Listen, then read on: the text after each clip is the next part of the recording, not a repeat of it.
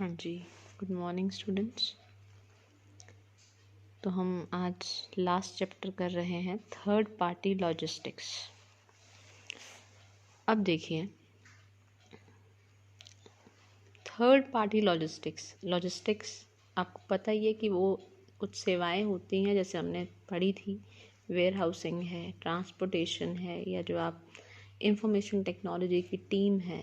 जो क्या है आप आउटसोर्स करते हैं। ठीक है, ऑब्वियस सी बात है, एक कंपनी जो है आज के टाइम पर पहले की बात नहीं रह गई, आप बनाया और कस्टमर को बेचा। आज के टाइम पर डाइवर्सिफिकेशन है कस्टमर की जोग्राफिकल एरियाज़ में। ठीक है, डिफरेंट जोग्राफिकल एरियाज़ हैं, तो क्योंकि इंटरनेट का ज़माना आ चुका है, तो हर तरह का कस्टमर, हर जगह का कस्टमर कुछ भी डिमांड कर सकता है। तो ज़रूरत है कि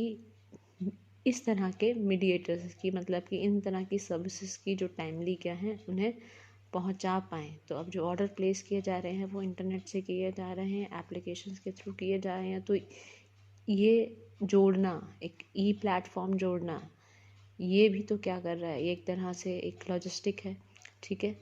और फिर उसके बाद ट्रांसपोर्टेशन डिफरेंट जगहों पर देना। ठीक है, वेंडर, आपके जो एजेंट्स हैं जो घर पर सप्लाई करके जाते हैं, उनका ट्रांसपोर्टेशन का मैनेजमेंट करना, और जहाँ स्टोर्स, जिन्हें स्टोर किया जाता है इन चीज़ों को, वेयर हाउसेस या डिस्ट्रीब्यूशन सेंटर्स, तो ये लॉजिस्टिक्स हमने पढ़े थे। तो ये कहते हैं कि थर्ड पार्टी लॉजिस्टिक्स, तो अब हम देखें तो सीधी सी बात है कि mainly they are outsourced. Clear है कि ये खुद एक कंपनी जो है ये सब चीज़ें खुद नहीं कर सकती, दैट इज़ वेरी कॉस्टली, तो उन्हें क्या है, हायर करने पड़ते हैं इन सर्विसेज को। ठीक है, थर्ड पार्टी लॉजिस्टिक्स वहाँ ज़्यादा यूज़ होता है जहाँ पर स्टोरिंग और शिपमेंट होती है चीज़ों की। मतलब कि वही बात है कि जहाँ ट्रांसपोर्टेशन हुआ, या जहाँ पर क्या है आपका, जहाँ पर आपको ज़रूरत है कि प्लेस यूटिलिटी या टाइम यूटिलिटी क्रिएट करने की, तो वहाँ पर क्या होगा, आपका वेयर हाउसेस चाहिए। वेयर हाउसेस क्या करेंगे, आपकी टाइम यूटिलिटी क्रिएट करेंगे, आपकी जब ज़रूरत होगी तब वहाँ से आप निकाल कर, या डिस्ट्रीब्यूशन सेंटर जो है वहाँ से आप डिलीवर कर सकते हैं। ठीक है, ट्रांसपोर्टेशन क्या है, प्लेस यूटिलिटी क्रिएट कर रहा है, टाइमली लोगों को उनके डोर स्टेप तक चीज़ें क्या है पहुँचा रहा है। ठीक है, और सिर्फ कंज्यूमर तक ही नहीं, मतलब हम कस्टमर की जब हम बात करते हैं तो उस चेन में कस्टमर के जो रूप हैं वो बदलते हैं। ठीक है, जहाँ बन रहा है, जहाँ डिस्ट्रीब्यूशन सेंटर तक जा रहा है, तो डिस्ट्रीब्यूशन सेंटर भी अपने आप में एक तरह से क्या हो गया, डिस्ट्रीब्यूट करना है आगे उसे एंड कंज्यूमर तक, तो वो भी एक तरह से कस्टमर हो गया। तो ट्रांसपोर्टेशन वहाँ तक पहुँचे, या मटेरियल का पहुँचे, या आप कंज्यूमर तक, आपके जो डिलीवरी बॉयज़ हैं उनके तक पहुँचा, ट्रांसपोर्टेशन भी क्या है आपका एक अलग लेवल का क्या है, एक लॉजिस्टिक है। ठीक है, तो थर्ड पार्टी लॉजिस्टिक बेसिकली, हाँ जी, तो थर्ड पार्टी लॉजिस्टिक प्रोवाइडर्स जो हैं वो बेसिकली क्या हैं, इन सर्विसेज को आउटसोर्स करते हैं। ठीक है, जिसमें क्या है आपका प्रोक्योरमेंट, इसमें क्या है मैनेज किया जाता है वन और more phases of procurement and fulfilment activities. मतलब इसमें क्या किया जाता है कि मैनेज किया जाता है दो से एक से ज़्यादा आयाम की प्रोक्योर करने के, या जो भी एक्टिविटीज़ के फुलफिलमेंट के। ठीक है, तो इसमें क्या है, कहते हैं कि ब्रॉडर मीनिंग है थर्ड पार्टी लॉजिस्टिक का, क्योंकि ये किसी भी सर्विस जिसमें भी, मतलब जहाँ पर हमने बात अभी भी की थी कि जहाँ स्टोरेज की बात आए, शिपिंग की बात आए, ट्रांसपोर्टेशन की बात आए, तो वहाँ पर क्या है आपका थर्ड पार्टी लॉजिस्टिक यूज़ होगा। ठीक है, अच्छा, थर्ड पार्टी लॉजिस्टिक जो है वो क्या है आपका सिंगल प्रोवाइडर भी हो सकता है, सच एज, मतलब सिर्फ या वो ट्रांसपोर्टेशन का करे या सिर्फ वेयर हाउस स्टोरेज का करे, और क्या है वो सिस्टमेटिक बंडल ऑफ सर्विसेज भी दे सकता है जो सप्लाई चेन मैनेजमेंट को हैंडल करेगा। इट मे बी कि वो आईटी की भी टीम भी उनकी तैयार हो, इट मे बी कि वो वेयर हाउस का भी आपको, मतलब बंडल पूरा पैकेज, ट्रांसपोर्टेशन भी, वेयर हाउस का भी, वो सब कुछ तैयार आपको देगा। तो ऐसी भी कंपनीज हैं जो तीनों अलग डिफरेंट तरह के लॉजिस्टिक फैसिलिटीज़ आपको प्रोवाइड करती हैं। ठीक है, तो अगर हम बात करें पहले से, मैंने यहाँ लिखा है कि 1970 के पहले, मतलब कि जब क्या था, आपका इतना डिमांड नहीं होता था ना चीज़ों का, क्योंकि आप जोग्राफिकली जितना जो मिलता था वो आप कंज्यूम करते थे, और इतनी कहते हैं ना डिज़ायर्स नहीं होती थी। ठीक है, तो पहले जो इंटरमीडियरीज काम करते थे वो कौन से होते थे? वो ज़्यादातर कौन होते थे आपके? बेसिकली होलसेलर्स होते थे। मैन्युफैक्चर हुआ और आपके होलसेलर हुए, आपके रिटेलर्स हुए। ठीक है, शिपिंग, मैन्युफैक्चरर, होलसेलर, रिटेलर या जो कैरियर, बस वो होते थे आपके। ठीक है, अच्छा, तो उस वक्त क्या था कि उस वक्त लॉजिस्टिक्स जो थे वो उनकी कोर कॉम्पिटेंसी नहीं थी। आज के टाइम पर वहाँ पर क्या था कि भाई सप्लायर ने मटेरियल दिया, बनाने वाले ने बनाया, होलसेलर ने थोक में ख़रीदा, ठीक है, और रिटेलर ने, बड़े रिटेलर्स ने ख़रीदा अकॉर्डिंग टू डिमांड जो उसके एरिया के अंदर है। ठीक है, और क्या है आपका, अगर मान लो एक्सपोर्ट से आ रहा है तो वो शिप से आया आपका, और क्या है कंज्यूमर तक पहुंचा। तो वहाँ पर क्या थे, जो मेन काम था भाई बन गया और पहुंचा दिया। वहाँ पर कोर कॉम्पिटेंसी जो मेन क्षमता थी वहाँ पर क्या थी, लॉजिस्टिक्स नहीं थे। इंटरमीडियरीज जो थी वो क्या थी आपकी, जो बाद में ये जो ऐसा अब आज के टाइम पर, how can you think existence of Amazon or any other e-commerce platform through which you are buying any apparels or anything, ठीक है, बिना ट्रांसपोर्टेशन, बिना वेयर हाउस और बिना एप्लीकेशन के या वेबसाइट के सोच सकते हो? नहीं सोच सकते। तो क्या हुआ कि आज के टाइम पर बनना तो बन तो जाएगा, बट सबसे बड़ी कॉम्पिटेंसी, कोर कॉम्पिटेंसी क्या होंगी? ये लॉजिस्टिक होंगे, ये सर्विस जो आउटसोर्स कर रहे हो, कि जो स्टोर कर रही हैं, टाइमली डिस्ट्रीब्यूट कर रही हैं, उनको उनके घर तक पहुंचा रही हैं प्रॉपरली, हर जगह पर, पूरे इंडिया, पूरे कंट्री के अंदर, पूरे वर्ल्ड के अंदर ट्रांसपोर्टेशन हो रहा है। और जिन एप्लीकेशंस के थ्रू पूरे पेमेंट गेटवे साथ अटैच्ड हैं, जिससे डेबिट कार्ड, नेट बैंकिंग सब अटैच्ड हैं। ठीक है, तो वो सारे के सारे जुड़े हैं आपस में। ये लॉजिस्टिक्स अगर ये नहीं होते तो ये आज के टाइम पर तो प्रॉब्लम होती बिजनेस आज करने में, और ख़ासकर ई कॉमर्स जब से आया है। तो लॉजिस्टिक्स आज के टाइम पर एक सप्लाई चेन में कोर कॉम्पिटेंसी है। ठीक है, अच्छा, अब देखो ध्यान रखना कि ये सिर्फ क्या है, बेसिकली ये कोई ओनरशिप होल्ड नहीं करती कोर जो आपके लॉजिस्टिक्स हैं, ये ना इन्वेंट्री की ओनरशिप लेती हैं। उनका बेसिकली काम क्या है कि जो भी उनको एक रिक्वेस्ट की गई है कि अब भाई आपको ये एक्टिविटीज़ फुलफिल करनी है, ई कॉमर्स की, ये ट्रांसपोर्टेशन की है, ये वेयर हाउसिंग की, ये डिस्ट्रीब्यूशन की है, आपको सामान होल्ड करके रखना है, आपको ये पहुंचाना है। ठीक है, इस एड्रेस तक आपके ये एजेंट्स या जो आपके डिलीवरी बॉयज़ पहुंचाएंगे, ये चैनल मेंटेन आपको करके रखना है, या आउटसोर्स आपसे करवा रहे हैं हम, तो वो काम को सिर्फ पूरा कंप्लीट करना उनकी रिस्पॉन्सिबिलिटी है। कोई उनकी ऑनरशिप नहीं है, तो उनके बदले में उनको पूरा जो क्या है, एक जो उनके साथ उनको पेमेंट दी जाती है, जो वो सर्विसेज दे रहे हैं, जिनके साथ टाई अप्स हुआ है इन एजेंसीज या लॉजिस्टिक फर्म्स के साथ ओवर द लास्ट डिकेड, मतलब 10 साल से। तो और ख़ासकर जहाँ से डेमोक्रेटाइजेशन ऑफ द इंटरनेट, मतलब कि यही है कि जब से आपका इंटरनेट जो है वो इतना एकदम लोकतांत्रिक हो गया कि हर हाथ में है। ठीक है, तो एम्पावरिंग मोर रिटेल बोथ ऑनलाइन, तो ऑनलाइन और ऑफलाइन दोनों तरह का रिटेल जो है वो बहुत ज़्यादा बड़ा है। और मार्केट जो है आपकी थर्ड पार्टी लॉजिस्टिक प्रोवाइडर्स की क्या है, एक्सप्लोड हुई है सिर्फ इंटरनेट आने की वजह से। ठीक है, क्योंकि हाथ में इंटरनेट है, और क्योंकि हमें अब दूर से भी सामान चाहिए, इसलिए क्या करना पड़ेगा, इसलिए थर्ड पार्टी लॉजिस्टिक जो है वो कोर कॉम्पिटेंसी के फॉर्म में आ गई, उनका एक्सपेंशन बहुत ज़्यादा हुआ है।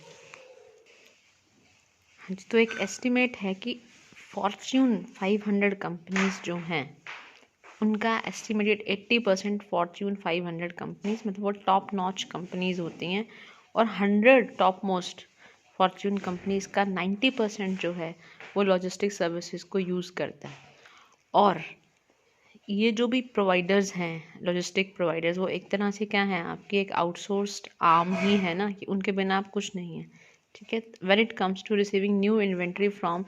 Your manufacturer and shipping it to the end customer, वही बात है कि जब आप क्या है, मटेरियल ले रहे हैं मैन्युफैक्चरर से, या वो क्या है शिपिंग की जा रही है और वो एंड कंज्यूमर तक पहुंच रहा है, तो ये लॉजिस्टिक ही है जो एक बहुत बड़ा रोल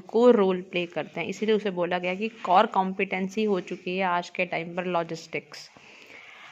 तो कुछ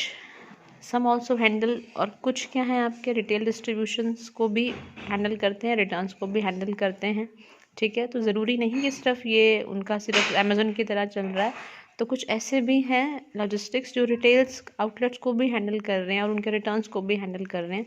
तो अलग अलग तरह से क्या है वो परफॉर्म करते हैं। They make sure your order get, मतलब उनका मेन पर्पज़ होता है कि आपके कस्टमर्स जो हैं उनको क्या है वो आपके deliver to your customer buyer, मतलब आपके जो कंज्यूमर तक क्या है आपका वो चीज़ पहुँचे, ठीक है। उनका मेन पर्पस ये होता है, और जो भी आपको एक्सपीरियंस चाहिए था वो आपको मिले आपके डोर स्टेप के ऊपर। अब देखो, तो हम कह सकते हैं कि थर्ड पार्टी लॉजिस्टिक एक ऑर्गेनाइजेशन है जो यूज़ करती है थर्ड पार्टी बिजनेसेस का आउटसोर्स करने के लिए डिस्ट्रीब्यूशन के एलिमेंट्स। मैंने बात की थी ना डिस्ट्रीब्यूशन के एलिमेंट की, डिस्ट्रीब्यूट करना कैसे है, पहले तो भाई इन्फॉर्मेशन का एक्सचेंज होना ज़रूरी है, तो आईटी चाहिए, और फिर डिस्ट्रीब्यूट करना है तो डिस्ट्रीब्यूशन सेंटर चाहिए, वेयर हाउस चाहिए कि जगह जगह पहुंचाना पड़ेगा, पूरे इंडिया पूरे वर्ल्ड में चाहिए, ठीक है। तो ट्रांसपोर्टेशन चाहिए। तो open services exceed logistic to include value. अब क्या है कि अगर मान लो लॉजिस्टिक के बियॉन्ड भी अगर कुछ सर्विसेज हैं तो वो कहीं ना कहीं वो सर्विसेज में वैल्यू एडिशन ही कर रही हैं, चाहे वो रिलेटेड भी, चाहे वो प्रोडक्शन के साथ हैं या प्रोक्योरमेंट ऑफ गुड्स के साथ हैं। जैसे कि अगर मान लो कि जो सप्लाई चेन के साथ और कुछ चीज़ें इंटीग्रेटेड हो रही हैं, तो वो क्या है एक तरह से वो सप्लाई चेन को एक वैल्यू एडिशन दे रही हैं, और वो उस ऑर्गेनाइजेशन को एक वैल्यू एडिशन दे रही हैं अगर वो ऑपरेशंस या वो जो लॉजिस्टिक्स से भी एक्सीड कर जाती हैं चीज़ें। तो सर्विसेज अगर एक्सीड करती हैं लॉजिस्टिक्स, तो they are value additions to that supply chain and to that business और organisation. Types of 3PL providers, third party logistic providers क्या हैं आपके, मतलब किस टाइप के होते हैं, किस किस तरह के हैं, कैटेगरीज बांट रखी हैं। Standard third party logistic provider, service developer, the customer adapter, the customer developer। तो स्टैंडर्ड थर्ड पार्टी प्रोवाइडर क्या है कि ये बेसिक फॉर्म है आपके थर्ड पार्टी लॉजिस्टिक प्रोवाइडर की। इसमें सिर्फ जो काम किया जाएगा वो होगा पिक और पैक का, वेयर हाउसिंग का और डिस्ट्रीब्यूशन का, ठीक है। बेसिक फंक्शन होगा लॉजिस्टिक का इसके अंदर, सिर्फ पिकिंग, पैक और वेयर हाउसिंग एंड डिस्ट्रीब्यूशन, ठीक है। तो अच्छा, तो majority of this firm is not only there, मतलब इनकी मोस्ट ऑफ फर्म सिर्फ ये वाला काम नहीं करती हैं पिक एंड पैक का। तो जो ये सिर्फ प्रोवाइडर करता है 3PL प्रोवाइडर, जो स्टैंडर्ड 3PL प्रोवाइडर है उसका काम सिर्फ यही है, pick and pack, warehousing and distribution. अब है सर्विस डेवलपर। ये जो थर्ड पार्टी लॉजिस्टिक प्रोवाइडर इस तरह का होता है, जो सर्विस डेवलपर होता है 3PL, वो क्या करता है, वो कस्टमर को एडवांस्ड वैल्यू एडिड सर्विसेज देता है। जैसे ट्रैक कर सकता है वो कि मेरा ऑर्डर कहाँ तक पहुँचा है, ट्रेस कर सकता है, चेक कर सकता है शिपमेंट क्रॉस डॉकिंग आपका वो चेक कर सकता है, स्पेसिफिक पैकेजिंग को क्या कर सकता है वो भी मांग सकता है, और सिक्योरिटी सिस्टम अलग तरह का मुझे चाहिए, ठीक है, वो भी मांग सकता है। और सॉलिड, इसके लिए ज़रूरी क्या है आपका एक सॉलिड आईटी फाउंडेशन होनी बहुत ज़रूरी, कि इसमें सारा ट्रैकिंग एंड ट्रेसिंग का है, ठीक है, और सिक्योरिटी सिस्टम का है। तो उसमें आईटी फाउंडेशन जो एनेबलिंग जो होनी बहुत ज़रूरी है, और फोकस होता है इनका क्या, क्योंकि आईटी पे लग रहा है ज़्यादा, तो इकोनॉमीज ऑफ स्केल पे फोकस होता है इनका, ठीक है। अच्छा, इस टाइप को काम करने के लिए तो उनको क्या इकोनॉमीज ऑफ स्केल पे काम करना पड़ेगा, ताकि लार्ज लेवल को क्या है कैप्चर कर पाए मार्केट को, ठीक है, और क्या है कॉस्ट भी कम आए। द कस्टमर अडेप्टर, इस तरह के 3PL प्रोवाइडर जो हैं कस्टमर अडेप्टर, इसमें क्या होता है कि किसी कस्टमर की रिक्वेस्ट के ऊपर और essentially take over complete company के लॉजिस्टिक का पूरा कंट्रोल एक्टिविटीज़ का ले लेते हैं। इसमें क्या किया जाता है, इसमें जो है इम्प्रूव किया जाता है लॉजिस्टिक्स को dramatically, but doesn't develop a new service, कोई नई सर्विस नहीं डाली जाती, बस लॉजिस्टिक को क्या है इम्प्रूव किया जाता है कि on the request of customer adapter बोल के दिया ना, तो adapt their activities whatever the consumer wants, customer wants, क्योंकि वहाँ कस्टमर आपका कौन हो सकता है, आपका होलसेलर भी हो सकता है, रिटेलर भी हो सकता है, ठीक है। तो customer base for this type of PL is typically, ये बहुत जो होता है इस तरह की सर्विसेज लेने वाले जो कस्टमर्स होते हैं ये बहुत रेयर होते हैं। द कस्टमर डेवलपर, ये हाईएस्ट लेवल है 3PL प्रोवाइडर का, इसके अंदर क्या है जितनी भी प्रोसेसेस होती हैं और एक्टिविटीज़ होती हैं ये हाईएस्ट लेवल है। इसमें क्या होता है कि जब वो इंटीग्रेट करता है अपने आप को कस्टमर के साथ और सारे लॉजिस्टिक फंक्शंस को परफॉर्म करता है। कस्टमर डेवलपर की बात होगी ना, तो इसमें क्या है, इसमें प्रोवाइडर्स है few customer but will perform extensive and detail task. उसमें कस्टमर थोड़े होंगे लेकिन क्या है जो काम किए जाएंगे वो बहुत सारे होंगे और बहुत डिटेलिंग के साथ होंगे। अब देखो जैसे इसमें है आपका ये 3PL सॉल्यूशन में बोल रखा है कि भाई transload, factory, carriers, customer, broker, client, warehouse, freight forwarder, तो ये 3PL सॉल्यूशंस हैं, इनमें सभी ये तरह की एक्टिविटीज़ आती है, बट डिपेंडिंग अपॉन वो कस्टमर अडेप्टर है या सिर्फ स्टैंडर्ड 3PL प्रोवाइडर है तो सिर्फ पिक एंड पैक का करेगा, कस्टमर अडेप्टर है तो उनके रिक्वेस्ट पर, लेकिन रेयर होता है ये चीज़ तो उनको लॉजिस्टिक उतने जितने चाहिए विदाउट एनी एडिशन वो प्रोवाइड करेगा, ठीक है। तो डिपेंडिंग अपॉन क्या है वो टाइप ऑफ आपके 3PL प्रोवाइडर्स, ठीक है, तो वो एक्टिविटीज़ परफॉर्म की जाएंगी। ओके, तो आउटसोर्सिंग में क्या है, वही ऑपरेशन लॉजिस्टिक है, कुछ living some product setups untouched. कई बार क्या होता है कुछ चीज़ों को अनटच रखा जाता है क्योंकि इन हाउस लॉजिस्टिक्स भी काम करते हैं बेटर और चीपर तरीके से, ठीक है, और एक्सटर्नल प्रोवाइडर्स भी काम करते हैं चीपर तरीके से। तो जो वही है ना आवंटन है, डिस्ट्रीब्यूशन कई तरीके से होता है, तो ज़रूरी नहीं कि ई कॉमर्स के ऊपर है तो बहुत चीज़ें क्या होती हैं आपका जो है इंटरनल आपका भी हाउस लॉजिस्टिक है वो भी काम करता है। अच्छा, तो प्रोवाइडर को फिट होना होता है स्ट्रक्चर्स के अकॉर्डिंग, जो ये आपको स्ट्रक्चर्स बताए थे वो स्ट्रक्चर्स में फिट होना होता है जो कंपनी की रिक्वायरमेंट है, ठीक है, उसके अकॉर्डिंग कि वो चाहती क्या है, लॉजिस्टिक को किस एक्सटेंट तक चाहती है। तो customer orientation is form of adaptability. तो कस्टमर ओरिएंटेशन तो हमने बात की ही थी, वो क्या है कि एक तरह से अडेप्टिव होना कस्टमर की नीड्स के अकॉर्डिंग, उनकी विश्वसनीयता के अकॉर्डिंग, और क्या था flexibility. Third party logistic providers ऐसी इंपॉर्टेंट चीज़ें करते हैं और प्योर कॉस्ट सेविंग करते हैं कि वही अडेप्ट होते हैं जैसा उनका क्लाइंट चाह रहा है कि मुझे ऐसी लॉजिस्टिक सर्विसेज चाहिए, तो उनको वैसी ही सर्विसेज प्रोवाइड करता है हमारा थर्ड पार्टी लॉजिस्टिक प्रोवाइडर, ठीक है। अच्छा, तो वो जो आप जितनी भी ये होनी चाहिए आपकी प्रोवाइडर लॉजिस्टिक फ्लेक्सिबल होती हैं एज़ पर ओरिएंटेशन, होनी चाहिए या होती हैं, ठीक है, एज़ पर फ्लेक्सिबिलिटी, और एज पर फ्लेक्सिबल होती हैं एज़ पर ओरिएंटेशन की क्या न्यू ओरिएंटेशन क्या है आपका, ठीक है। अच्छा, लीड लॉजिस्टिक प्रोवाइडर्स, अब इसमें क्या है, कहता है ये जो प्रोवाइडर्स हैं 3PL providers without their own assets are called logistic provider. Assets उनकी नहीं होती, ये लीड लॉजिस्टिक प्रोवाइडर्स क्या है, इनका एडवांटेज है कि इनके पास स्पेशलाइज इंडस्ट्री का एक्सपर्टाइज है combined with low overhead cost but lower negotiating power. मतलब उनके पास क्या है, इनके पास कॉम्बिनेशन है इस पूरी इंडस्ट्री का, लॉजिस्टिक इंडस्ट्री का, ये सारे तरह के लॉजिस्टिक सर्विसेज प्रोवाइड करते हैं, इतनी एक्सपर्टाइज है, और साथ ही साथ क्योंकि ये नंबर ऑफ क्लाइंट्स को एक टाइम पे सर्व कर रहे हैं इसलिए जो भी उनकी टीम्स हैं लॉजिस्टिक्स की जो ये प्रोवाइड करते हैं अपने क्लाइंट्स को, तो उनसे डील कर रहे हैं और कि वो बहुत बड़े लेवल पर काम कर रहे हैं, तो ओवरहेड कॉस्ट भी क्या हो जाती हैं, डिक्रीज़ हो जाती हैं, बट लो नेगोशिएशन, हाँ लेकिन नेगोशिएशन पावर लो होती है, और फ्यूअर रिसोर्सेज जो है देना थर्ड पार्टी प्रोवाइडर से थोड़े कम होते हैं रिसोर्सेज लीड लॉजिस्टिक प्रोवाइडर के, ठीक है। अच्छा, 3PL प्रोवाइडर में sacrifice efficiency by preferring their own assets. अब वो क्या कहते हैं कई बार क्या होता है कि एफिशिएंसी क्यों इतनी नहीं रहती, क्योंकि वही है ना, by preferring their own in order to maximise their own efficiency. कई बार क्या होता है कि वो एफिशिएंसी सेक्रीफाइस हो रही है, क्योंकि कई बार अगर उनके वो प्रेफर कई बार वो करते हैं खुद की एसेट्स मैक्सिमाइज करने के लिए अपनी एफिशिएंसी, तो वहाँ पर वो एफिशिएंसी सेक्रीफाइस रह जाती है। अगर वो एसेट्स अगर उनकी खुद की हैं तो फिर वो कॉस्ट भी थोड़ी क्या है लो नहीं आ पाती। Lead logistic provider also be less bureaucratic with shorter decision making cycle due to smaller size of company.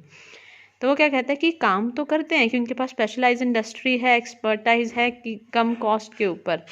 लेकिन इसमें क्या है कि लेस ब्यूरोक्रेटिक हैं और डिसीजन मेकिंग साइकिल बहुत छोटी है, क्योंकि कंपनी का साइज़ बहुत छोटा है। कॉम्बिनेशन ऑफ सर्विसेज हैं,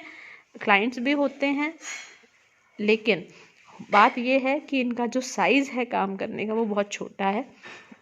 अच्छा, नेक्स्ट क्या है, इसमें क्या फ़ायदे क्या हैं लीड लॉजिस्टिक प्रोवाइडर के? Cost and time saving. कहता है इसमें क्या है आपका हाँ, थर्ड पार्टी लॉजिस्टिक की कोर आपकी कोर कॉम्पिटेंसी है, लॉजिस्टिक कोर कॉम्पिटेंसी है थर्ड पार्टी लॉजिस्टिक की प्रोवाइडर्स में हैव बेटर रिलेटेड नॉलेज, उनमें उनके पास नॉलेज काफ़ी होती है, एक्सपर्टाइज ज़्यादा होती है, किसके संदर्भ में ज़्यादा होती है, किनके कंटेक्स्ट, मतलब कि प्रोड्यूसिंग या सेलिंग कंपनीज है उनके लेवल के अकॉर्डिंग उनकी नॉलेज जो है, एक्सपर्टाइज जो है अपनी कोर कॉम्पिटेंसी में ज़्यादा होती है कि किस तरह से सेल वगैरह करना है, ठीक है। और उनका ग्लोबल नेटवर्क्स बहुत बड़े होते हैं, जिससे क्या है आपका बड़े होते हैं, और कॉस्ट एफिशिएंसीज वो ले पाते हैं कि कम लागत पे क्या है काम बन जाता है उनका। अच्छा, और enabling greater time, the equipment and IT systems of 3PL providers are constantly updated। अब वो क्या कहते हैं कि जितने भी IT systems हैं, ये जो भी equipments वगैरह हैं, ये उनको टाइमली लगातार क्या करते रहते हैं, क्योंकि ऑब्वियसली बात है इंटरनेट टेक्नोलॉजी इसके अंदर इन्वॉल्व है, बहुत बड़े नेटवर्क के ऊपर, ग्लोबल नेटवर्क के ऊपर भी काम कर रहे हैं, तो वो टेक्नोलॉजी और हार्डवेयर सॉफ्टवेयर सब कुछ अपडेट करके रखना पड़ता है, अडेप्ट करना होता है, updated and adaptative to match the requirement. Customer उनके क्लाइंट कैसे हैं या उनके कस्टमर्स के सप्लायर कैसे हैं, तो उसके अकॉर्डिंग उनको क्या करना पड़ता है, मैच करना पड़ता है, अडेप्टेटिव होना पड़ता है, ठीक है। अच्छा, producing and selling companies often do not have time. वही बात है कि जो बना रही हैं, बेच रही हैं, उनके पास इतना टाइम नहीं होता, रिसोर्सेज नहीं होते कि एक्सपर्टाइज करने के लिए, तो अपने इक्विपमेंट या आईटी सिस्टम को एनेबल करने के लिए, तो वो क्या है आउटसोर्स करते हैं इनको, थर्ड पार्टी लॉजिस्टिक को। अब क्या है फ़ायदा, एक और लो कैपिटल कमिटमेंट। अब सारे जितने भी ऑपरेटिव फंक्शंस सारे आउटसोर्स किए जा रहे हैं, थर्ड पार्टी प्रोवाइडर्स को क्या किया, थर्ड पार्टी प्रोवाइडर को ही आउटसोर्स किए जाने की तुम करोगे, तो उसमें क्या है, तो क्लाइंट को ज़रूरत नहीं होती कि अपने वेयर हाउस खोलने की, अपने ट्रांसपोर्टेशन के सिस्टम्स की या ट्रक वगैरह लेने की, तो उससे क्या है, तो पूंजी जो है क्लाइंट की वो कम लगी ना, ठीक है, क्योंकि सारा कुछ वो आउटसोर्स कर रहे थे, फिर कमीशन या वो पेमेंट की जाएगी, तो अगर कंपनी वेयर हाउस जो है वो ये चीज़ बेनिफिशियल है। ऐसी अगर कंपनी के वेयर हाउसेस में बहुत हाई वेरिएशंस हैं, कैपेसिटी यूटिलाइजेशन बहुत लो है उसमें, और क्या है, और सामान बहुत ज़्यादा है, ठीक है, ओवर परचेजिंग हो जाएगी अगर वेयर हाउसिंग कैपेसिटी, तो ये की सिचुएशन आ जाती है, तो अगर वेयर हाउस ख़रीदता है और ज़्यादा अपना, तो फिर प्रॉफिटेबिलिटी रिड्यूस होती है, तो बेटर तरीका क्या है कि उसे आउटसोर्स कर लिया जाता है, ठीक है। तो क्या है, खुद का रखने की ज़रूरत नहीं है, अपना वेयर हाउस बेटर है। तो इससे क्या हुआ कि फ़ायदा कि आपको आउटसोर्स कर रहे हो सारे लॉजिस्टिक पार्टीज़ की सर्विसेज, तो आपको पूंजी नहीं लगानी पड़ेगी अपने खुद के लॉजिस्टिक्स क्रिएट करने में, तो ये फ़ायदा हुआ। लो कैपिटल कमिटमेंट है आउटसोर्स करने के लिए लॉजिस्टिक्स की, और कॉस्ट भी बचती है, वक्त भी बचता है, क्योंकि वो एक्सपर्टाइज और बहुत से क्लाइंट होते हैं एक टाइम पर, तो इकोनॉमीज ऑफ स्केल पर काम करते हैं। Focus on core competencies, obvious सी बात है, वो क्या कहते हैं कि आउटसोर्सिंग कर रहे हो लॉजिस्टिक्स की, इन फैसिलिटीज़ की, ट्रांसपोर्टेशन वेयर हाउसेस की, तो वो अपने मेन बिजनेस के ऊपर काम कर सकते हैं। उनकी क्या है, तो वो बेनिफिट मतलब कि रिसोर्सेज को रादर देन, मतलब कि जिन चीज़ों में उनका स्किल है ही नहीं, कौशल है ही नहीं कि कैसे ट्रांसपोर्टेशन करना है, वो काम हम कहते हैं कि काम डेलीगेट कर दो, बांट दो, ताकि मैनेजमेंट बाय एक्सेप्शन हो सके। मतलब कि आपका मेन बिजनेस क्या है, आप सोचोगे, आप स्ट्रैटेजीज बनाओगे मैं और कैसे एक्सपैंड कर सकता हूँ। जो काम आपके मतलब के थे ही नहीं, आप उसमें कुशल थे ही नहीं, स्किल्ड थे ही नहीं, आपने आउटसोर्स कर दिया, ठीक है, तो कोर कॉम्पिटेंसी पे आप काम करेंगे। फ्लेक्सिबिलिटी, थर्ड पार्टी लॉजिस्टिक जो है वो क्या है, बहुत ही फ्लेक्सिबल होता है, ठीक है, जोग्राफिकल डिस्ट्रीब्यूशन के लिए, और लार्ज वैरायटी ऑफ सर्विसेज देता है। देन क्लाइंट्स गुड, मतलब बहुत ज़्यादा सर्विसेज काफ़ी प्रोवाइड की जाती हैं, postal services, private courier, typical services, factor in जो भी डिस्टेंस पे आप कुरियर वगैरह की सर्विसेज होती हैं, तो वो क्या कहते हैं, when they calculate the cost of shipping, many third party logistic provider market the benefit of is known as zone shipping to potential clients because it shorten the distance। कई बार क्या होता है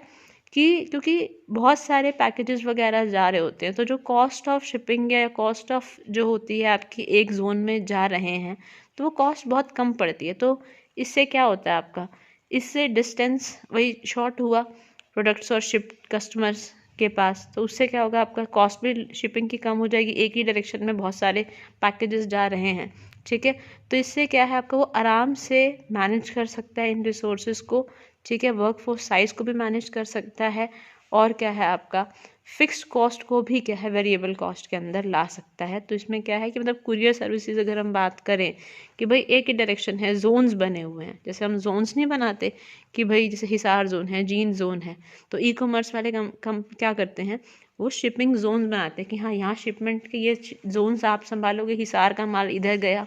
जींद का माल इधर गया, ठीक है, भिवानी का माल इधर गया। तो क्या होता है इससे वही है कि पोटेंशियल आपके जो क्लाइंट, वो आप एक ही साइड में पैकेजिंग की फिर जो कॉस्ट होगी, शिपिंग कॉस्ट अपने आप ही कम आ जाएगी ना, जब आप जोन्स डिवाइड कर देते हो डिस्ट्रीब्यूशन के केस के अंदर, ठीक है। अच्छा, अब देखो इकोनॉमीज ऑफ स्केल, स्मॉल, तो ये फ़ायदा हो गया कि फ्लेक्सिबल है, चेंजेबल है, जोग्राफिकल डिस्ट्रीब्यूशन, जोग्राफी को देखते हुए क्या किया जाता है, आवंटन जो है वो भी क्या है जोन वाइज बांट दिया जाता है, तो कॉस्ट ऑफ शिपिंग कम आती है। इवन फिक्स कॉस्ट जो भी है वर्क फोर्स की, वो क्या है एक टाइम पर ऐसा होता है कि वो तो वेरिएबल कॉस्ट हो गई हमारे लिए, अब वो लेबर कॉस्ट बहुत जो डिलीवरी करने वाले हैं वो भी बहुत हमें ज़्यादा नहीं पड़ती क्योंकि जोन्स बांट दिए, ठीक है। आप कभी भी आप ऑर्डर डिलीवरी बॉय आता है तो उसके पास 100-200 पैकेट्स होते हैं, क्यों, क्योंकि उस जोन में उसको देना है, डायरेक्शंस एक ही हैं। तो जैसे जोमेटो वाला भी है, उसका फिर भी थोड़ा कॉस्ट ज़्यादा पड़ेगा कि डिलीवरी का फूड का अलग सिस्टम है, लेकिन जो इनका होता है आपके अमेज़ोन के या अजियो के, मीशो के, तो वो जोन्स बांट दें कि हाँ ताकि ट्रांसपोर्टेशन कॉस्ट भी कम लगेगी। तो और जो उस पर्सन को डिलीवरी बॉय है वो हमेशा उसी जोन में जा रहा है, तो एक ही साइड जा रहा है, तो क्या होगा, उसकी कॉस्ट भी क्या होगी, एक टाइम पर जब फिक्स लगती थी पहले की सैलरी देनी पड़ती है, एक टाइम पर वो वेरिएबल लगेगी, थोड़ी लगेगी, ठीक है। अब क्या है, क्योंकि इकोनॉमीज ऑफ स्केल होगी ना, लार्ज स्केल पर काम अच्छा, अब बात आती है लार्ज स्केल पर काम करते हैं, कहते हैं जो छोटी कंपनी होती हैं आपकी या मिड साइज कंपनीज होती हैं, वो क्या है, वो हमेशा लार्ज स्केल पर काम नहीं करती हैं, क्योंकि scale to economically not always have economies of scale to economically manage logistic operations. वो मतलब बहुत ही कम कॉस्ट पे लॉजिस्टिक ऑपरेशंस को मैनेज नहीं कर सकती हैं छोटी company. It may also restrict them from catering to far flung profitable. तो उस वजह से क्या है, वो प्रॉफिटेबल मार्केट से भी दूर रहती हैं, क्योंकि वो कम कॉस्ट पे काम नहीं कर पाती है, क्योंकि उनका दायरा ऑलरेडी छोटा है, तो उसी में उनको संतुष्ट रहना पड़ता है। तो अब वही बात है, अब आउटसोर्सिंग लॉजिस्टिक बेनिफिशियल होती हैं ऐसी कंपनीज के लिए जो रीजनल प्रेजेंस को बढ़ाना चाहती हैं, अपने क्षेत्र से ज़्यादा एक और जगह पर क्या है, और क्या है, ज़्यादा से ज़्यादा बेचना चाहती हैं। तो ये लॉजिस्टिक सर्विसेज क्या हैं, ये काम से घर बैठे हम डिलीवरी का काम करते हैं किसी का, कि भाई हम मीशो से ऑर्डर कर दिया, उसको वहाँ देना है, तो उस पर काम कौन कर रहा है, मैं खुद डिलीवर करती तो मुझे पैसा ज़्यादा लगता, तो अब क्या है, बैठे बैठे मैं भिवानी पहुँचा रही हूँ, किसी को, किसी ने मेरे इंस्टाग्राम पर ऑर्डर कर दिया। तो इससे क्या हो रहा है, कॉस्ट, आप रीजनल बाउंड्रीज भी क्या कर रहे हो, उनको भी केटर कर पा रहे हो ना। कि पहले क्या था, छोटा बिजनेस नहीं कर पाता था, अब क्योंकि लॉजिस्टिक आ गए, हाँ ये कुरियर सर्विस से सर्विस ले लो, ठीक है। तो ये लॉजिस्टिक्स ही हैं, कुरियर सर्विसेज वगैरह। तो इकोनॉमीज ऑफ स्केल का भी फ़ायदा हो चुका है इन लॉजिस्टिक फॉर्म्स के आने की वजह से, ठीक है। अब नुकसान क्या है?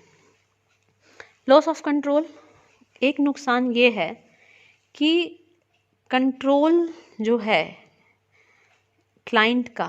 By using third party logistics जो है वो कंट्रोल कम हो जाता है, ख़त्म हो जाता है, क्योंकि जो बाहर के आप लॉजिस्टिक्स हायर कर रहे हो तो थर्ड पार्टी प्रोवाइडर यूजुअली क्या करते हैं, वो मानते हैं कि वो यूजुअली अज्यूम्स कि वो कम्युनिकेट और इंटरेक्शन फॉर्म जो कस्टमर्स हैं या सप्लायर से वो खुद ही बात कर रहे होते हैं, ठीक है। हाँ, ये सामान आ गया, ये आपका ये पहुंचा या नहीं, क्योंकि आपने तो उनको आउटसोर्स कर दिया ना। अब जो डीलिंग आपने एक डिजिट्स दे दिए कि ये मुझे चाहिए, ठीक है। अब वो बातचीत सारी उनके अंदर हो रही है, तो कंट्रोलिंग उनके हाथ में कुछ हद तक, काफ़ी हद तक आ जाती है। तो इसको कम करने के लिए थर्ड पार्टी लॉजिस्टिक अटेम्प्ट करती है, वो एक तरह से क्या है, वो अटेम्प्ट करती है ऐसा करने के लिए कि भाई मिटिगेट करने के लिए कि वो क्या है, वो क्लाइंट खुद ही हैं, ठीक है। वो मतलब कि जैसे लाइक क्लाइंट के लोगोज जो हैं वो अपने असेट या जो भी ट्रक्स हैं उनके ऊपर डाल देती हैं, अपने एम्प्लॉयज़ को उस क्लाइंट के एम्प्लॉयज़ की ही यूनिफॉर्म पहना देती हैं, ठीक है। तो कंट्रोल धीरे धीरे क्या होता है, ख़त्म हो जाता है, क्योंकि उनको भी तो अपना दायरा बढ़ाना होता है, ठीक है। तो कंट्रोल ख़त्म है क्योंकि आपने आउटसोर्स कर दिया, तो फिर वो डील अपने तरीके से कर रहा है, ठीक है। हाँ, बस ये है कि उसको मिटिगेट करने के लिए कि हाँ भाई, दिखाने के लिए कि हाँ हम ना आपके एम्प्लॉय बन के जाते हैं, ठीक है। बट डीलिंग तो सारी की सारी उसी के थ्रू ही हो रही है। और नुकसान क्या है कि आईटी सिस्टम्स जो प्रोवाइडर के हैं और client must be interoperable. Technology helps to increase visibility of the client by way of continuous status updates via dispatch management softwares and EDI, which does involve a cost। अब वो कहता है कि जो भी क्लाइंट जो भी टेक्नोलॉजी है उससे क्या होता है, वो क्लाइंट को प्रॉपर विजिबल हो पाते हैं, मतलब कि प्रॉपर स्टेटस अपडेट्स मिलते रहते हैं उनको। आईटी जो है सेक्टर सारा, जो आईटी टीम बिठा रखी है, ठीक है। तो पोल्स जब मैच नहीं करते तो उनका क्या है, सारा स्टेटस कि भाई कितना मैनेजमेंट डिस्पैच, कितना चीज़ डिस्पैच हो रही है, डाटा इंटरचेंज, पैसा कितना आ रहा है, ठीक है। तो अच्छा, इसमें ऐसे कॉस्ट इन्वॉल्व नहीं है, but it can help avoid penalties for delays. अब वो क्या कहता है, तो मतलब कॉन्टीन्यूस स्टेटस पता चलता रहता है इन चीज़ों का, हालांकि उसमें कॉस्ट इन्वॉल्व नहीं है, but it can help avoid penalties for delays and subsequent financial losses such as from not uploading the freight in time. But कई बार क्या होता है कि ईडीआई से अपडेट्स मिल रहे हैं, बट क्या होता है कई बार डिले वगैरह हो जाता है, ठीक है। तो डिले वगैरह हो जाता है तो उससे क्या है, आप पेनल्टी वगैरह से बच जाते हो। ये फ़ायदा है आईटी का कि डाटा इंटरचेंज हो रहा है, सब कुछ डिस्पैच का पता चल रहा है, कब कितने बजे गया, ठीक है, टाइमली आपकी शिपमेंट चली गई, लो कॉस्ट पे हर चीज़ आपके आईटी मैनेज कर रहा है, पेनल्टी से ही बच जाते हो डिले से। लेकिन सब्सिक्वेंट फाइनेंशियल लॉस, मतलब कि कई बार क्या होता है कि आपने टाइमली नहीं पहुंचाया,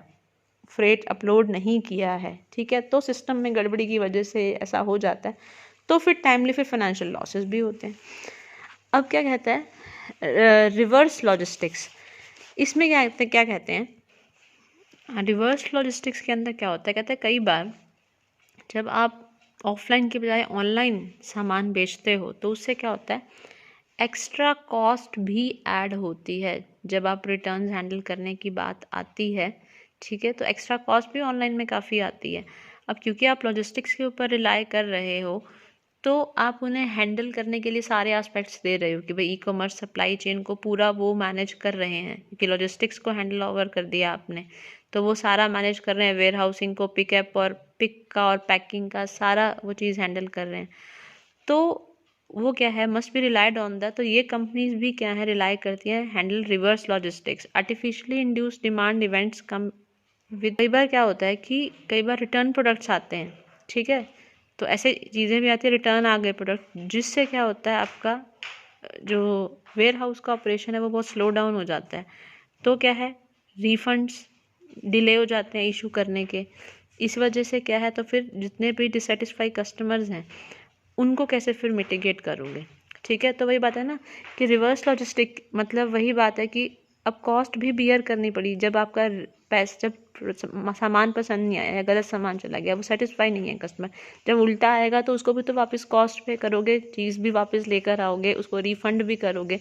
तो उसमें क्या है, कहते हैं ऑनलाइन करने से एक्चुअल में कहते हैं तो हैं कि रिटर्न्स अच्छे आ रहे हैं, कॉस्ट कम हो रही है, बट कई बार रिवर्स लॉजिस्टिक की प्रॉब्लम भी हो जाती है, क्योंकि जब आप रिफंडिंग करोगे चीज़ वापस आएगी तो वो वही चीज़ फिर उस पर उधर भी तो कॉस्ट लग रही है ना वापस आने की, ठीक है, तो वो भी प्रॉब्लम है एक। नेक्स्ट है थर्ड पार्टी लॉजिस्टिक प्रोवाइडर्स जो हैं वो मेन काम करते क्या हैं, वही बात हमने पढ़ी ही है, ट्रांसपोर्टेशन का काम करते हैं, ये हम आउटसोर्स करते हैं, वेयर हाउसिंग का काम जो स्टोरेज के लिए ये आउटसोर्स किया जाता है, जो सर्विसेज प्रोवाइड करते हैं third party logistic providers, distribution का काम करते हैं, और फाइनेंशियल एंड इन्फॉर्मेशन, आईटी जो है, फाइनेंशियल और इन्फॉर्मेशन मतलब पेरोल्स वगैरह या कितना पेमेंट जो भी आपके बैंक साथ अटैच्ड हो गए, आपके जितने भी प्लेटफॉर्म्स वॉलेट जो हैं फ़ोन पे, भारत पे, ये भी साथ अटैच्ड हो गए, और साथ में ऐप के साथ एप्लीकेशन सिर्फ क्या है ऑर्डरिंग या वो जगह नहीं दे रही, सिर्फ ऑर्डर पेमेंट गेटवे भी तो दे रही है, वो सब साथ इन्वॉल्व हैं, तो उनकी भी कॉस्ट आती है। तो अच्छा, तो अब देखो तो बहुत ही इंटीग्रेटेड हो चुके हैं सारे लॉजिस्टिक्स, ऐसे एक को नहीं, अब बहुत सारे इकट्ठे हैंडल होते हैं, इंटीग्रेट करना पड़ता है, कहते हैं एक को एस्पेक्ट को लॉजिस्टिक को फोकस करते हैं यूजुअली प्रोवाइडर्स, लॉजिस्टिक प्रोवाइडर्स, लेकिन बहुत बड़ी फर्म्स जो हैं वो सारे हैंडल करती हैं सभी तरह के, इन चारों तरह के लॉजिस्टिक्स को, वाइल इंटीग्रेटेड सिम मतलब पूरी तरह से इंटीग्रेट करते हुए आपस में। इंटीग्रेशन करना बहुत ज़रूरी है, क्योंकि अगर इंटीग्रेशन नहीं है, प्रॉपर वेयर हाउसिंग काम नहीं करी, ट्रांसपोर्टेशन काम नहीं करी, डिस्ट्रीब्यूशन कैसे होगा फिर, ठीक है, आईटी आपकी सर्वर अटका पड़ा है, वेबसाइट अपडेटेड नहीं है, तो प्रॉब्लम ही प्रॉब्लम है। नेक्स्ट है ट्रांसपोर्टेशन। अब देखो वो क्या कहता है कि ट्रांसपोर्टेशन इस सर्विस ये क्या है, इनका मेन काम है एक्चुअल ट्रांसपोर्ट करना बिटवीन लोकेशंस, यानी कि शिपिंग का काम होता है, ठीक है, ये हैंडल करते हैं इन्वेंट्रीज की शिपमेंट जो भी है बिटवीन फैक्ट्री और वेयर हाउस के बीच में, या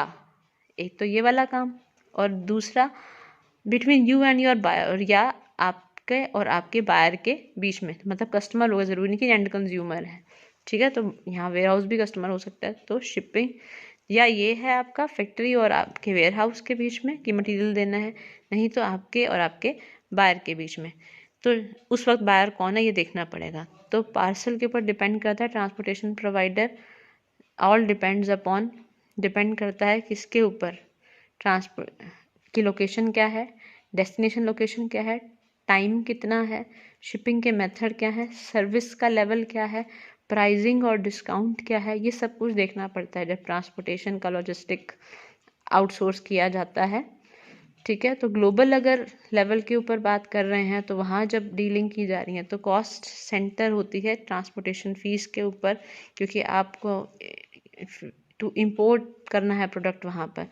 तो वहाँ पर टैक्सेस वगैरह ड्यूटीज़ वगैरह में भी वो हेल्प करते हैं हैंडल करने के लिए आपको।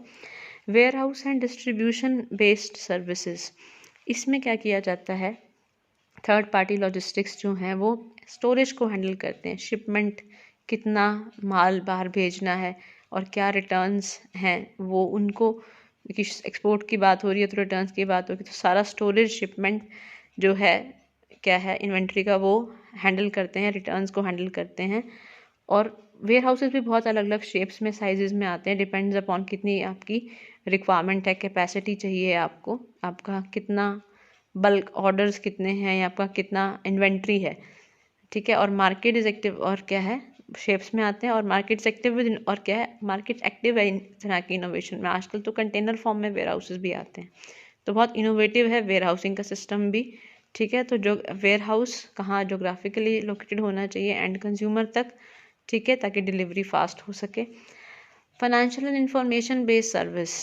अब क्या है आपकी कि जितनी भी ई कॉमर्स कंपनीज हैं वोंट वर्क विथ, वो क्या कहते हैं थर्ड पार्टी लॉजिस्टिक, हाँ कहते हैं कि जब तक वो 8th और 9th फिगर रिवेन्यू मार्क तक कोई भी थर्ड पार्टी लॉजिस्टिक कंपनी के साथ, जो ई कॉमर्स कंपनी है, कोई फाइनेंशियल इंफॉर्मेशन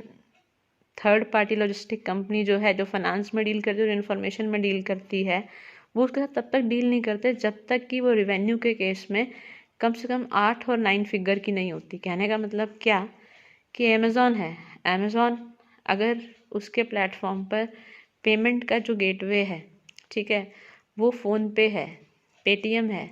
नेट बैंकिंग है, डेबिट कार्ड है, रुपे है, वीज़ा है, वो उनको इंक्लूड तभी करती है इन सिस्टम्स को जब तक उनको देख कर कि इनके रिवेन्यूज़ कितने हैं। इनके रिवेन्यूज़ अगर 8-9 फिगर्स के हैं ना, तो ही वो क्या है, आपका क्या है, ये उनको कंसिडर करती हैं ये ई कॉमर्स कंपनीज। तो इट मीन्स क्या है, ये मेंशन करना बहुत ज़रूरी है कि ओवरऑल इंडस्ट्री और करंट ट्रेंड्स को ध्यान में रखकर ये सारे क्या हैं, काम किए जाते हैं।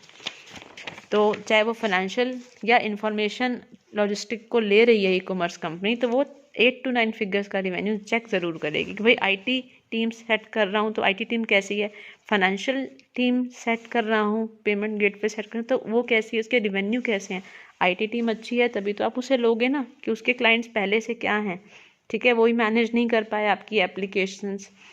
तो कैसे चलेगा। अच्छा, तो ये जो है आपकी financial information logistic based service जो है, कहते ये जो है आपकी हैं प्रोवाइडर्स हैं, थर्ड पार्टी लॉजिस्टिक्स जो हैं आपके, ये आपका पूरा एंटायर लॉजिस्टिक नेटवर्क को मैनेज करते हैं, ऑप्टिमाइज़ करते हैं, वो करते हैं और वाया थर्ड पार्टी, ठीक है, प्रॉपर ऑडिटिंग करते हैं, कॉस्ट अकाउंटिंग करते हैं, पूरा कंट्रोलिंग करते हैं और मॉनिटर करते हैं, बुकिंग, ट्रेसिंग, ट्रैकिंग, ट्रेन करते हैं, प्रॉपर मैनेज करते हैं इन्वेंट्रीज को। सारा काम आप आउटसोर्स कर दो, ये सारा काम आपको करके देते हैं। अब बात आती है फोर्थ पार्टी लॉजिस्टिक मॉडल की। इसमें क्या चीज़ है fourth party logistic model?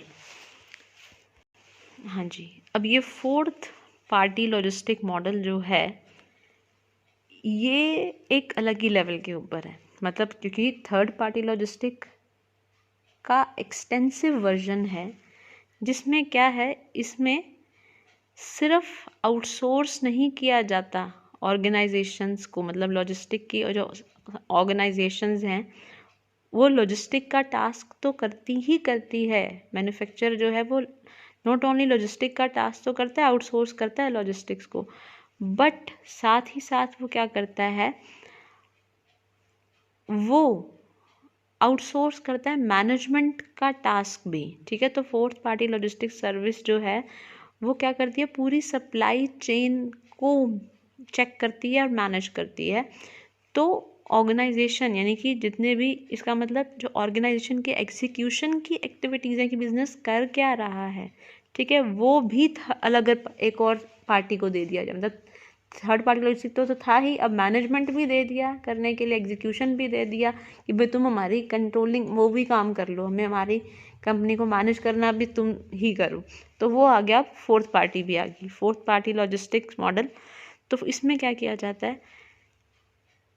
Often have no means, fourth party logistic providers often, उनका क्या है, उनका मेन उसमें नहीं होता मीन्स ऑफ ट्रांसपोर्ट और वेयर हाउस का उसमें इतना वो नहीं होता। बेसिकली वो क्या है, इसमें रोल वो क्या निभाती है, ज़्यादातर वो तो चल ही रहा है आपका ट्रांसपोर्टेशन एंड वेयर हाउसिंग का, वो क्या है, इंटेंस इन्वॉल्वमेंट दिखाती है from the service supplier in the clients business activities. मतलब कि इन्वॉल्वमेंट उसका कहाँ से स्टार्ट होता है, क्योंकि वो जब अब मैनेजमेंट की बात आ गई तो वो अपनी रणनीतियों में भी इंटरफेयर करेगी, काम करेगी। तो वो सर्विस सप्लायर है, उसमें भी इन्वॉल्वमेंट आपका पूरा दिखाती है, ठीक है, जो भी सप्लाई कर रहा है कि काम कहाँ कैसा हो रहा है, ठीक है। तो after all not only does the, वो सिर्फ एग्जीक्यूशन को आउटसोर्स नहीं करने के लिए दिया, बल्कि उन्होंने लॉजिस्टिक प्रोसेस को मॉनिटर करने का काम भी दिया है उनको, ठीक है। तो एग्जीक्यूशन नहीं, मॉनिटरिंग का काम दिया, भाई देख रेख भी सारी तुमने करनी है, मैनेज भी तुमने करना है। तो इसका मतलब क्या है कि अब क्योंकि कोलैबोरेशन हो गया, मैनेजमेंट भी क्या कर दिया, एक तरह से आउटसोर्स कर दिया, तो जो कोलैबोरेशन, जो शॉर्ट टर्म थिंकिंग थी ना कि कोलैबोरेट कर दिया, एग्रीमेंट, हाँ हमने हायर कर लिया, ठीक है,